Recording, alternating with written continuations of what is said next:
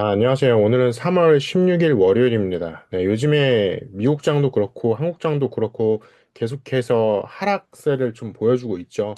그래서 이럴 때일수록 조금 마음을 다잡고자 오늘은 규칙 파괴자라는 책을 한번 읽어보도록 하겠습니다.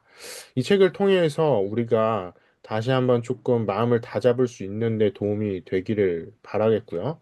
그래서 오늘의 제목은 엔비디아 아마존을 만든 투자법이라고 준비를 해봤고요.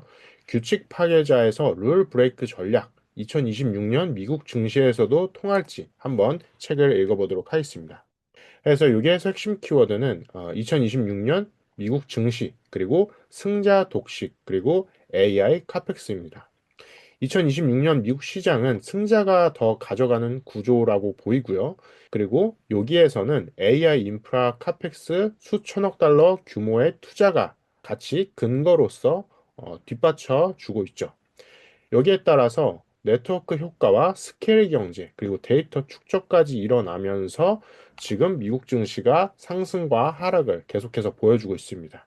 그래서 이런 시장에서 분산 투자, 분산하는 것은 과연 안전할지 이거에 대해서 우리가 다시 한번 생각을 해봐야 될 것 같아요. 그래서 이 책에서 실험했던 게 있습니다. 바로 모틀리풀 30년 실험이 있는데요. 여기에서는 장기적인 추천, 그리고 승자 강화, 그리고 복리에 대해서 얘기를 하고 있습니다. 그래서 모틀리풀은 1993년에 설립 이후에 가장 강한 기업을 오래 보유하자라는 전략을 반복한 회사라고 생각을 해주시면 되세요. 대표적인 사례로는 아마존과 엔비디아를 투자를 했고요. 이 두 기업을 오랫동안 보유했습니다. 그래서 핵심은 이 책에서 얘기한 핵심은 종목보다도 행동 규율이라고 합니다. 그래서 오늘 여러분들이 이 책에서 얘기하는 행동 규율을 꼭 배워 가시길 바랄게요. 그래서 여기에서 얘기하고 있는 6가지 습관이 있습니다. 그래서 첫 번째는 승자를 너무 빨리 팔지 않는다. 지금 여러분들이 갖고 계신 승자들이 있을 거예요. 물론 단기적으로는 주가가 하락할 수 있어요. 근데 장기적으로 봤을 때, 그리고 펀더멘탈 측면적으로 봤을 때, 이 기업은 내가 장기적으로 들고 가도 괜찮겠다. 그런 승자라고 생각할 만한 기업이 있을 거예요. 근데 그 기업에 대해서 지금 뭐 여러 가지 하락 요인들이 있을 텐데 그 하락 요인들이 지정학적 요소들이 굉장히 크잖아요. 근데 그 지정학적 요소로 인해서 지금 두려워서 빨리 팔기보다도 좀 더 오랫동안 갖고 가자라는 거죠. 그리고 두 번째, 사실 이 포인트가 굉장히 납득하기 어려울 수 있습니다. 약자를 합리화하지 않는다. 그래서 내가 갖고 있는 기업들 중에 어떻게 보면 주변에서 그냥 이렇게 아름아름 들어가지고 매수를 한 기업들이 있을 수 있어요. 근데 그 기업들에 대해서 이 기업은 그래도 괜찮을 거야, 괜찮을 거야. 계속 하락하고 펀더멘탈이 명확하지 않는데도 계속 들고 가는 거죠. 흔히 말해서 물타기를 하는 거죠.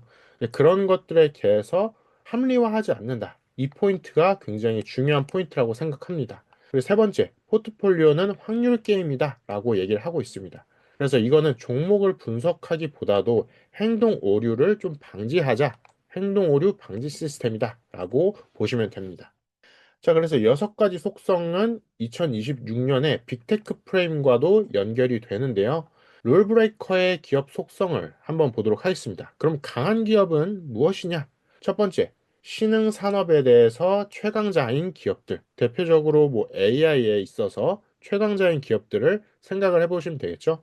두 번째, 압도적인 경쟁 우위에 있는 기업들. 대표적으로 쿠다 시스템을 갖고 있는 쿠다 생태계를 갖고 있는 엔비디아가 있죠. 그리고 온톨로지를 갖고 있는 뭐 팔란티어가 있을 것 같아요. 그리고 세 번째로는 이제 이미 강했던 과거 상승이 있었던 기업들, 뭐 구글이나 다른 기업들, 뭐 존슨앤존슨 같은 기업들, 뭐 버크셔 해서웨이 다양한 기업들이 있죠. 네 번째, 훌륭한 경영진 있는 기업들. 이건 버크셔 해서웨이도 마찬가지죠. 네. 워렌 버핏과 찰리 먼거가 직접 이끌었던 기업이죠. 그리고 뭐 팔란티어도 마찬가지로 훌륭한 CEO가 있는 기업들. 그리고 테슬라의 일론 머스크. 그래서 근데 여기에서 중요한 점은 훌륭하니 어떤 훌륭한 점이냐라는 겁니다.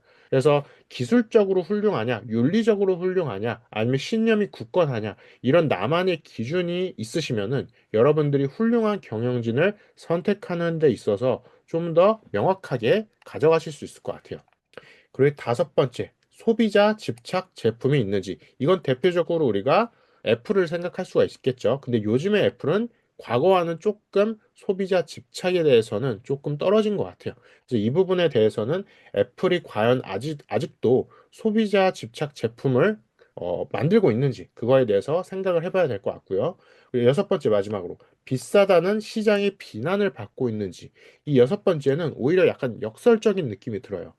오히려 욕을 먹고 있는 기업들, 근데 비싸다라고 욕을 먹고 있는 기업들에 대해서 한번 생각을 해보자는 거죠. 대표적으로 이 문장을 봤을 때 전 테슬라가 떠올랐어요.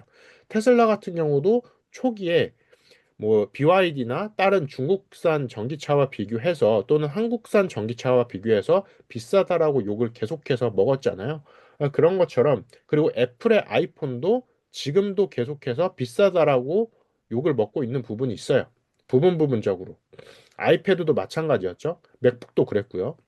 근데 요즘에는 맥북이 오히려 저렴한 경우도 있어요. 대표적으로 맥북 에어 같은 경우에는 다른 노트북들보다 가성비가 좋다라는 얘기가 들려오고 있죠.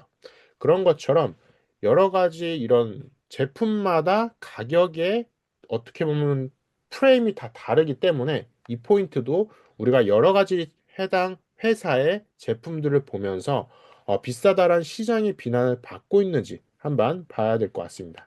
자, 그러면 고평가는 독인가 옵션인가? 이렇게 질문을 한번 던져보면 좋을 것 같아요. 근데 책에서는 되게 재밌는 게 이 책에서 얘기하는 거는 보통 우리가 생각했을 때 PER이 높은 기업은 즉 평가를 과도하게 높게 받은 기업은 위험하다라고 생각을 하잖아요. 근데 이 책에서는 비싸다라는 건 미래 옵션 가격을 이미 갖고 있는 것이다라고 얘기를 하고 있어요. 그러니까 더 성장을 할 것이다. 그래서 역사적으로 초대형 승자들은 항상 비싸다라는 말을 들었다라고 얘기를 하고 있어요. 그 예시로서 아마존과 엔비디아를 들고 있는 거죠. 그래서 현대로 이걸 끌어왔을 때 테슬라, 뭐 구글, 그다음에 오픈 AI는 아직 상장하지 않았지만 비싸지게 되겠죠. 그리고 팔란티어 같은 기업들이 대표적으로 있어요. 팔란티어도 지금 PER이 엄청나게 높죠. 그래서 지금 AI로 인해서 고 PER 기업들이 너무 많아졌어요. 과거에는 사실 그렇게 많지는 않았어요. 과거에는 몇 개 빅테크 기업들, 몇 개 테크 기업들만 고 PER 기업이었는데 지금은 AI라는 단어를 달고 와서 고PER로 평가받는 기업들이 굉장히 많아지고 있기 때문에 우리는 좀 더 조심해야 될 부분이 있습니다. 자, 그러면 이 스피바는 약자예요, 약자. S&P 다우존스 인덱스의 스피바 리포트가 있습니다. 여기에서는 여기에서 말하는 게 대부분의 액티브 펀드, 그러니까 인덱스 펀드는 뭐 스파이나 QQQ, VO 이런 게 있겠죠. 근데 반대로서 유동적으로 굴러가는 액티브 펀드들은 장기적으로 벤치마크를 이기지 못한다. 이거는 워렌 버핏도 계속해서 했던 얘기죠. 그래서 구조적으로 어렵다라는 결론을 반복하고 있습니다. 그렇다면 룰 브레이커는 착시 현상일까? 그거에 대해서 생각을 해볼게요. 전략 공간이 다르다라고 얘기를 하고 있는데요. 기관 같은 경우에는, 그러니까 여기에서 이 룰브레이커의 핵심 논제는 뭐냐면, 기관과 개인을 별도로 구분해 놓는 거예요. 그러니까 룰브레이커라는 개념 자체가 개인에 좀 더 초점을 맞추고 있어요. 그렇기 때문에 우리 같은 개인 투자자들한테 좀 더 적합한 원칙으로 적용될 수 있는 거죠. 그래서 기관 같은 경우에는 규모의 제약이 너무 커요. 예를 들어서 100명이 넘는 펀드 매니저들 이렇게 있는 거죠. 그리고 돈의 규모도 굉장히 크죠. 몇 천억, 몇 조, 몇십 조 이렇게 굴리잖아요.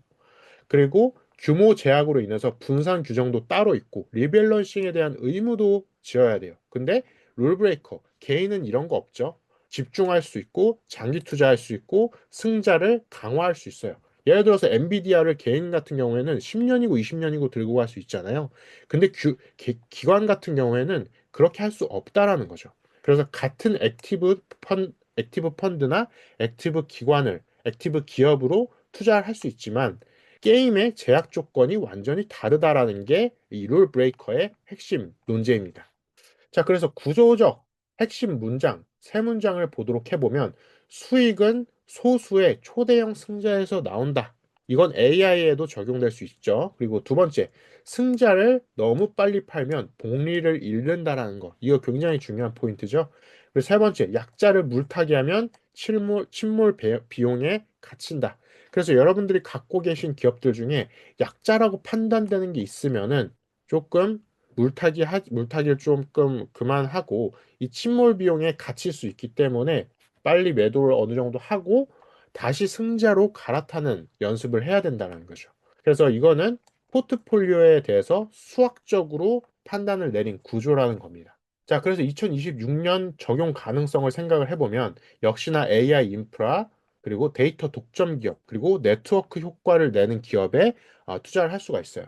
대표적으로 시장으로 판단을 해보면 AI 반도체가 있고, 클라우드가 있고, 데이터 플랫폼이 있고, 국방 AI가 있습니다. 그래서 이 네 가지 시장에서 승자 독식 구조가 나올 거다라고 볼 수가 있죠. 근데 여기에 동시에 선정에 대한 편향, 위험도가 점점 더 높아지고 있습니다. 자, 그래서 마지막으로 미니버핏 랩에서 결론을 내려보면은 행동규율, 검증 프레임과 장기 실험이 중요합니다. 그래서 규칙 파괴자를 대박 종목 책, 종목에 대해서 얘기를 하고 있진 않아요. 대신 이 책의 가치는 뭐냐면 승자독식 시대에서, 즉 AI 같은 승자독식 시대에서 행동 설계를 해주는데 좀 더 도움이 되고요.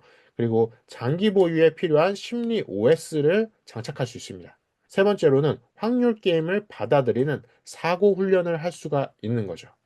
자, 한 장으로 정리를 해보겠습니다. 첫 번째, 룰 브레이커는 재현이 가능한가? 행동 규율은 재현이 충분히 가능합니다. 자, 종목은 복제 가능한가?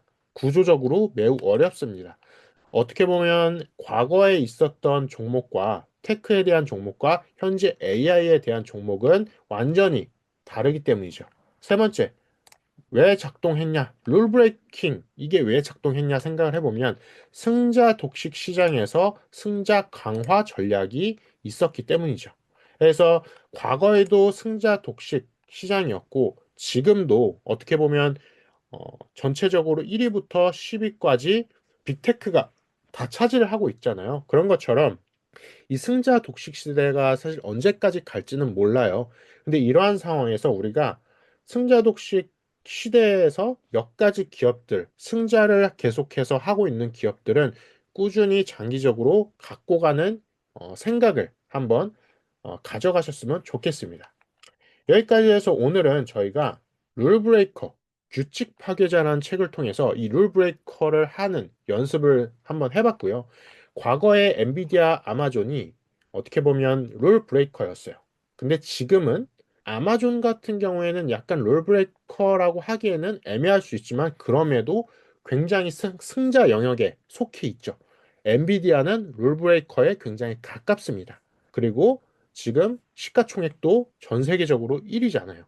이런 상황에서 내가 갖고 갈 수 있는 기업들, 그리고 내가 현재 갖고 있는 기업들에 대해서 다시 한번 점검해보는 시간이 되시길 바랄게요.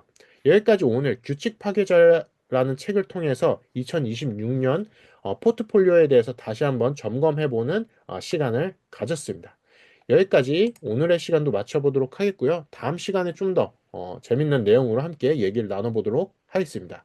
감사합니다.